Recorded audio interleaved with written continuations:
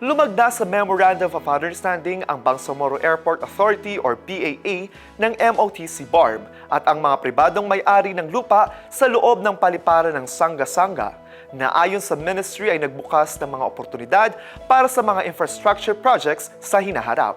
Ang PPP story sa report. Pinangunahan ni MOTC Minister Termazim Masahod ang serye ng aktibidad ng Sangga-Sangga Airport na naglalayong palakasin ang pagpapaunlad ng paliparan at ang koordinasyon ng mga ahensya sa rehiyon ng Bangsamoro.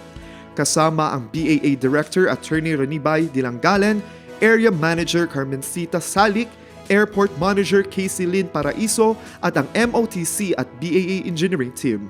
Pinangunahan ng ministry ang matagumpay na pagpirma ng Memorandum of Understanding o MOU sa pagitan ng MOTC, BAA at mga pribadong may-ari ng lupa sa loob ng airport premises.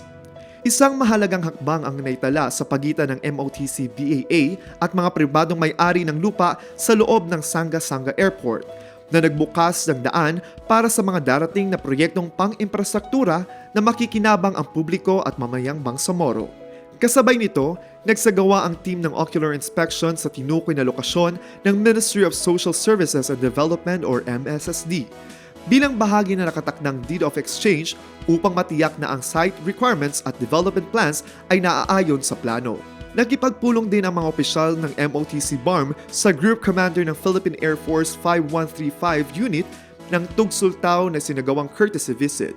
Ang pagpupulong ay nagpatibay pa umano sa ugnayan sa pagitan ng Bangsamoro Airport Authority at ng Air Force na naglalayong palakasin ang koordinasyon, operational support at kolaborasyon para sa seguridad, kahusayan at maayos na pagpapatupad ng mga kasalukuyan at paparating na proyekto sa Sangga-Sangga Airport.